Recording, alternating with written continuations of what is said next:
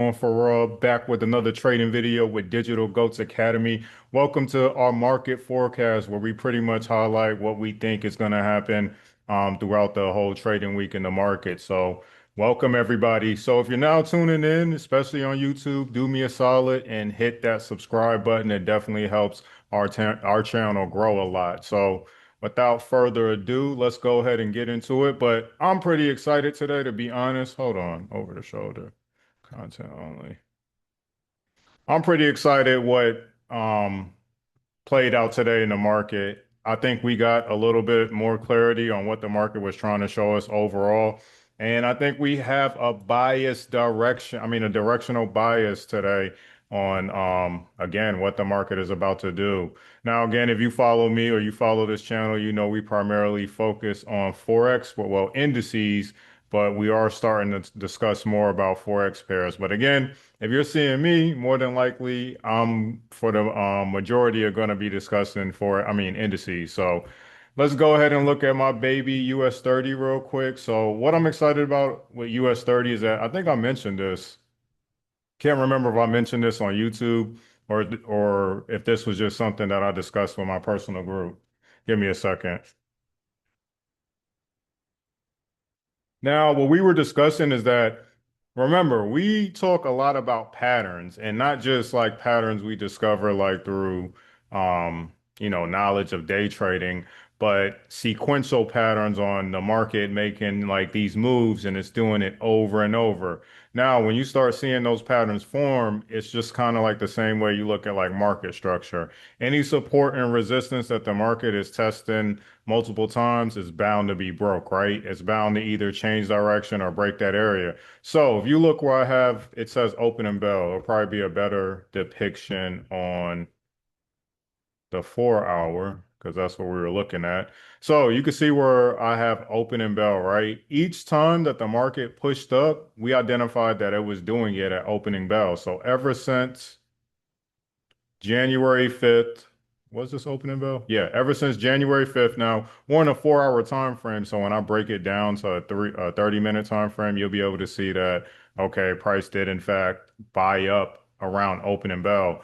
The last major site we had was yesterday where price actually sold off slightly and then it pushed up, which to me was kind of like a red flag right there, or not a red flag, but a light bulb went off where it was like, why would it do that if it is still going up? Again, finding these sequential patterns, these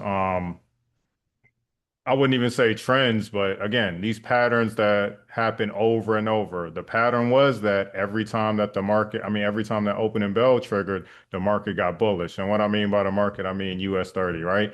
You can find the same thing, I think, with S&P. I wasn't tracking it too much, but I'm pretty sure you can find a sequential movement just as that. Now, today was the day that pattern got violated.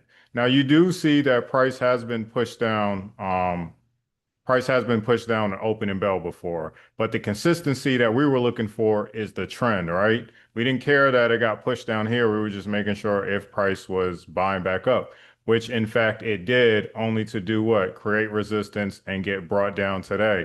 Now, the reason why I think that we're finally hitting that area where price is starting to pull back slightly on a major time frame and cool off is that one, we've seen it happen over and over in the past. I don't rely heavily on what the past what the past shows us, but I do look at the market as that, okay, if we did see this type of sequence or we did see this type of movement in history, such as like, last year or consistently like every year or going to the end of the year, we see that indices start to taper off a little bit, right? I have no choice but to go and actually, respect that movement in the market overall. So seeing that in the past that the market did in fact start cooling off around December, January timeframe, that kind of puts me, that kind of makes my light bulb go off where I'm like, okay, price is probably trying to sell off. Not to mention, what was the major news that we had recently? Jerome Powell is under criminal investigation against the Justice Department, I guess. I don't know. I didn't go that extensive into it, but what I was looking for was the results. how will this be induced into the market? And as you can see within the market, prices actually started selling off from there. So the market is responding, well, indices are responding negatively with this. So for me, because we got this first reaction today, during opening bell, I'm thinking this is the time where the market is actually starting to shift and we're actually building resistance up here to actually bring the market down, whether it's, oh snap, didn't mean to do that. Whether it's 40, my first target would be, if this is what I think it is, my first target would be 45K. Us bringing us back down there just because that was the last area we had a gap at. And I know it's like overshooting, like, well, don't we got to get past all this stuff right here? More than likely, because we've created this resistance up here and this is a higher high, the market will probably want to start triggering a downtrend, right? And we're going to see the sequence happen where we get our lower low and then price pushes back up high and then we're probably going to get our fall. Because if it's a downtrend in that way, we know that price is still overall bullish. But I think this is exactly the news or the chaos that we needed for the market to start selling off. And as you saw today, the market did start selling off. To me, there was no reason why US 30 shouldn't have continued getting bullish if it was going to be bullish. And as we saw, what did it do today? Now, what's crazy is that we look at the market like this, but it didn't look like this earlier, like how we have these wicks and it's almost like a clear tell that, yeah, of course the market was selling at that point, right? We didn't know until, well, once price rejected up here, we kind of knew. But I think what time frame was that we were looking at? It's not even showing the same depiction anymore. That's the one thing about the market. It's so tricky. Like you don't even get the same visuals that you got when we were looking at the market during the hour time frame. Because how the market was, or maybe that was S&P. No, I think that this was US 30. But how the market was, you actually saw this candle on the higher time frame, like the hour. But now that it has more data, it's made that information basically smaller, where, now we're seeing wicks versus candlestick movements. But again, still the same sequence because at the end of the day, turn the market to a line chart and you'll be able to identify the structure. We have 3 points of contact where the market has created resistance. Again, if it's gonna break it, it's gonna spend its time up there. But once it pushes away from it, especially like a big push, and the fact that opening bell didn't trigger a buy up, to me, this is a change in direction. Now, again, we don't know how low price is gonna go from here, but just how we've created resistance, yeah, I definitely think that we're pushing down finally. You know what I'm saying? With all the confusion. If anything, we needed Trump to say something. Well, really, Trump didn't say something in this case, but we needed that boost of momentum to get clarity because, as you can see, price has just been ranging around this area. We had that small push from New Year's. We had that push up, but I think now that it actually did this, it created exactly what it wanted to do, a higher high, and it's probably going to bring the market down low before we start seeing some buys back up. I think this is our first sign. So when you're looking at other currency pairs such as S&P, you can see it almost identically doing the same thing. Now S&P just pulled back before the market closed. Yeah, before the market closed. But again, this is what we saw in S&P this morning. Now, the one thing we discussed on this channel is like consolidation, consolidation, consolidation. You're probably like sick and tired of me saying that. Like, who gives a fuck about consolidation? Well, in all honesty, you should, because today, before we had this information where the market shot up all aggressive, let me see if I can identify it on a smaller time frame. See, it's not showing me what we saw earlier, like on the hour. Still not showing me. But anyway, you can see where I have these orange lines at, right? Again, if you pay attention to this channel, you know that orange lines are us identifying consolidation in some form, whether it's going sideways, whether it's slightly going up, whether it's slightly going down. Well, today, S&P was slightly pushing down. Before I actually pushed out it, and it did buy up, but before I actually pushed out my analysis to my group, I was looking at it and I was like, well, this looks like consolidation that's starting to move downward, which as you can see the results, yes, it is. But guess what it did for anybody that could have easily spotted that? it shot up, almost making you believe that that was a bullish flag. If you know anything about a bullish flag pattern, on a smaller time frame, that's exactly what S&P looked like before we got this data, right? So it did shoot up. That was a big move that it made too.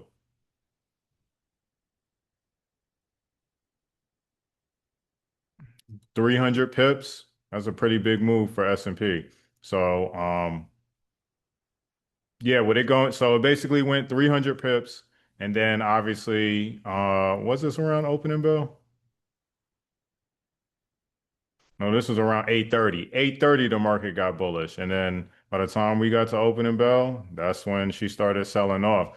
Now, the pattern as far as like it moving side, I mean, it moving downward as far as like in consolidation, we can see that price did play out to that. But before you were able to get this information, it basically faked people out. So I think I had it like this area because that was the only information we had spiked up, almost creating a bullish flag pattern. And then the market started tapering off from there, which was crazy because the first thing I identified was I was like, man, this looks like the market is starting to create consolidation moving downward. What do we know about consolidation moving downward? If it's not a bullish flag, I mean, if it's not a bull flag pattern, then what? It's bringing the market down. That's exactly what the market did. And because we're still earlier in the year, we're getting these pullbacks that normally you would see a drop and then the market would come back up. So we're getting these choppy pullbacks, but these are the pullbacks we need to actually continue the market pushing down. So to me, just identifying that and the fact that we had this fake out. And then again, if you wanted to ignore, because that might be a little bit more advanced compared to like other traders, or you may not even care to use that concept, right? Let's keep it simple, yo. We promote trying to keep it simple, right?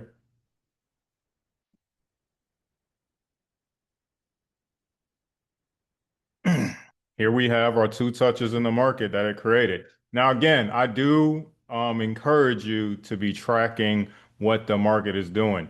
Don't just dust your hands off after you enter your trade and you're in profit and like, I'm gonna come back to it. Now, for those of you that work, maybe you're still gonna do that because you know you can't just be attentive to your phone. But I still encourage analyzing the charts even while you're in the trade, like getting live information because it's creating new data for you to be a little bit more accurate or actually tell the story of what's going on so you can have better decision making. Now, again, if you're a swing trader or something, a position trader, maybe this is going in one ear out the other, but a scalper or intraday trader, yeah, you probably want to, pay attention to this. So we have two touches here, keeping it simple, right?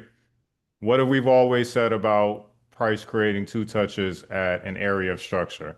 This would be our resistance, right? We know that at the least, at the minimum, and we got to see it on a pretty decent time frame. So seeing on an hour time frame, that's a pretty decent sized time frame, right? We have to see two touches to validate that price is respecting this structure. This is resistance right here. I drew it back to meet this area, but you can, zone it up if you wanted to. We just try to keep it simple. We identified two touches, and what is the market doing? It is selling. You know what I'm saying? It is selling right here. So this is where it closed at. But what do we think? We think that more than likely price is going to continue its momentum. Not to mention if I bust out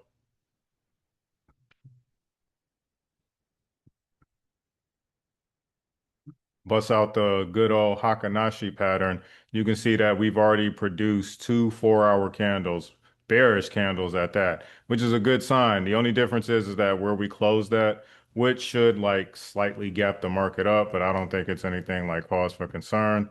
If it does change, market conditions, we'll obviously, address that. But as far as we're seeing right now, I'm thinking the market is playing this as resistance. Trying to make sure if we got anything. No, again, another higher high. Higher high, probably bring the market down pretty low, which again could be in this area. This would be our last major level of support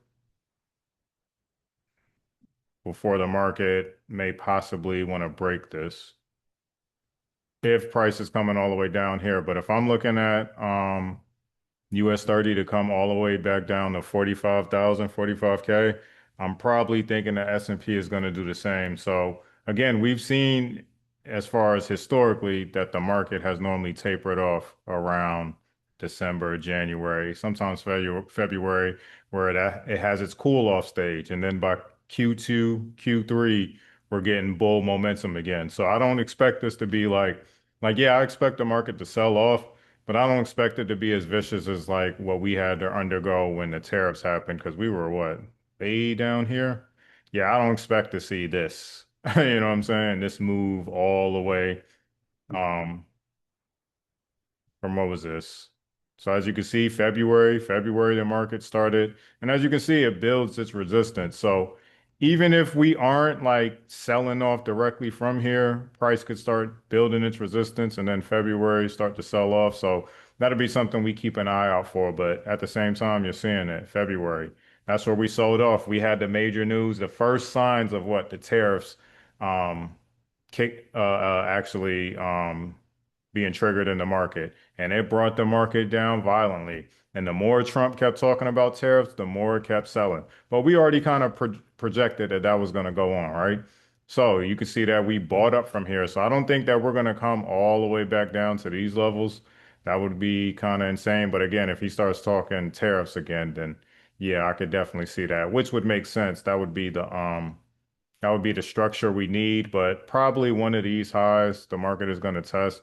Since this has been the major support structure of this move up, more than likely we'll test this, probably drop a little bit lower to weed out, early buyers, and then rubber band the market back up. But that's just like a long shot projection. So I'm not saying that's what's transpiring this week, but the more we get sell data, the more it's like, okay, it's clear as ever that we are probably coming down to this level and break it to, fake out people and then drop the market again and then pop back up.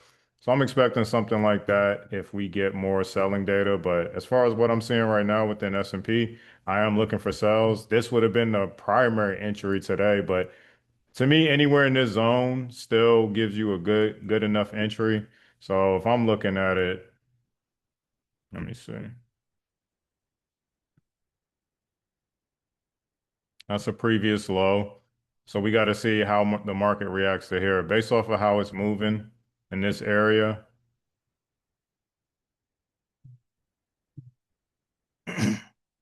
we can see price start to drop off from here. And we may even get a gap. We may even get a gap down when the market opens up after 5 p.m. I mean, at 6 p.m. So during post market, which would be Sydney, Tokyo, we'll probably get like a gap down. The market will stall out a little bit and then push down from here. That's what, a man can dream, but just based off of the technicals on what it's showing us, based off the line chart, like, yeah, I'm thinking that we're selling off. It's just, is it going to create some resistance down here, or is it going to keep selling off? I'm thinking that we're going to keep selling off, get that slight pullback, and then the market's going to keep pushing down. Okay, US 30. Yeah, same thing over there. Now, again, if the market breaks a little bit higher, I still think that this is our main area of resistance. So unless it breaks high, I think that we're building resistance to force the market back down and then buy back up. Oh my gosh, look at Bitcoin is starting to make its run. All right, what else we were looking at? GU. Okay, so GU. I think we discussed this the other day. Now, GU, I did take a trade from it on Sunday, which is not the app trading day to, make some make some moves on, but we definitely have, made some decent bread on or some decent profit on a Sunday, right? Like it's trading, you know what I'm saying? You just make your decision, but kind of got a little cocky. I saw that price was selling off, but obviously it wanted to test a little bit higher, which was this consolidation area up here. Came right back to that motherfucker, especially this morning. Shot up again, 8:30 brought the market up, sold it off. So you could see GU, S&P, US 30, all three of those shot up around 8:30, and then by 9 by opening bell, they started pushing down. Let me see if this actually sold off at opening bell too. No, this actually got bullish at 8:30 and then just sold off. So what was that?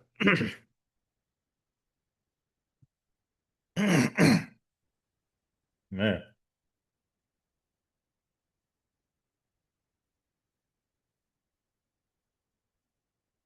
trying to see exactly when this happened. Oh, at 8:30. But it did get bullish at 8:30. 8:33. That's what I was trying to find. Okay, so shot up, shot up at 8:30 and then sold off 3 minutes after that. Yeah, 3 minutes after that. So that makes sense. But anyway, not to, you know, harp on that too long. This is exactly what we were looking for. So I was expecting this area. This was the previous low that the market broke that it chose to retest.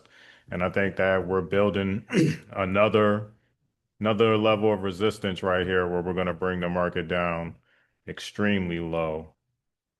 So I'm at least looking for GU to come back to this support structure. That is a long way down, so we'll have to see how the market starts reacting. But this is some of the stuff we discussed, and I know we've kind of been like all over the place because the market, one manipulates us, but also like it just shows different things, and you start seeing it. Our biggest issue is that we see it way too early. So a lot of this stuff we were already seeing that the market was going to sell. We just had to be patient enough for it to build some type of structure for us to make the clear decision about it. So I'm still bearish on GU. I think that this is finally sellers uh, actually pushing themselves in the market. And we're going to start to see that. I mean, the dollar has just been overinflated now. Definitely got extremely bullish today. Um, when you look at pairs like UJ just been flying high, but we discussed that already. That I'm kind of mad at myself right now because it's like we discussed that, and it's like that's the battle you deal with that as a trader, especially like if you're intraday. You know what I'm saying? If we were swinging it, whatever, yo, I wouldn't even still be looking at the charts because we had it gauged at. Let's look at UJ real quick anyway. We had UJ gauged for what? 160. It's damn near already there. And we identified this from our buy zone that we thought was no longer valid. You know what I'm saying? I don't know if y'all remember that. We thought it was no longer valid, but what the market said. Yeah, your buy zone was valid. You just weren't patient enough to look at it. But anybody that stayed in that direction, you're obviously up. But we were looking at it to come to 160 from this area. You know what I'm saying? All we had to do was catch the pullback. So it's kind of not, it's kind of like, again, we're proving that we see this stuff ahead of time, but it's like, when you add into, again, there's a point A and you got point B. Anything can happen between point A to point B, and that's what you have that's where you have to have an open mind to, and not just rely on saying that, okay, I see the trend, so I'm gonna just stay in the trade. Like, nah, still trade. We definitely made money off this move, but we lost money off of this move because we thought it was going to continue based off this pattern, and the market said, nah, I had a previous low or I had a higher low that was lower that you didn't see, and I tested that range and then bought the market up from there. So we had already priced in UJ. If you look at, I think the first video we had for 2026, like we had projected that UJ was buying up to 160, and then 160 from there, we were probably thinking that the market may pull back. Look at where we're at now. We're at 159, 130, 135 right now. So shit, our analysis was definitely correct. You know what I'm saying? It's just that because I wasn't swinging it, I didn't really stay in it and I made my mistakes on it. But again, we already saw this stuff happening. Now that it's being priced in, like it's really catching up to us, you know what I'm saying? Besides the few mistakes that we made, you know what I'm saying? But we're seeing that price did what? Broke a clear level of structure. What do we need to validate it? Now, it could still run its little bull run, you know what I'm saying? But we probably need some form of a pullback to validate this, especially with it being um a regular Forex pair. Now, the momentum is strong in it, so we'll see during Asian and Tokyo, but the momentum is strong. So if it decides this was the correction out to break out of the consolidation. So this was the correction for the market to move sideways so it didn't have to pull back, right?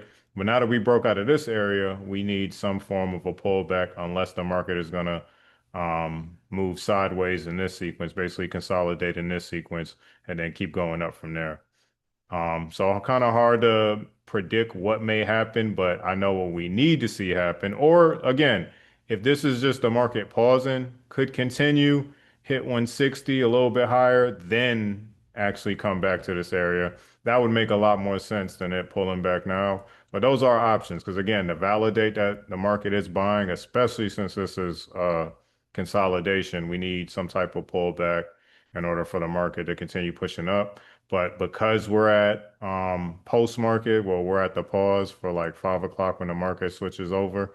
The market could continue because normally what Asian and Sydney session is what normally for the market to basically consolidate. We see that over and over and then continuous direction as we get closer to London session. But since the market session that this currency pair is involved with is going to be open, we should see continuation and then possibly like a pullback. But that's going to validate that we're still buying up. We know that we're buying.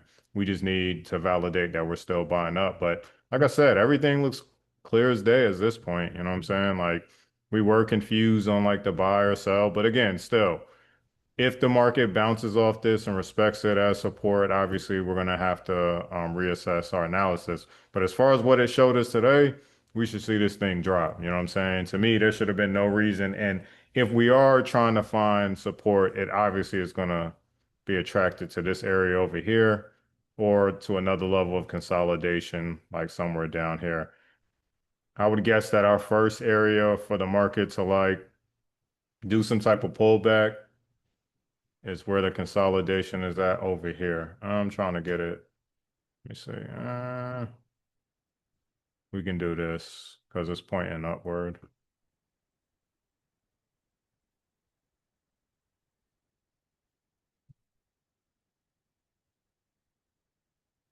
So you see this consolidation over here.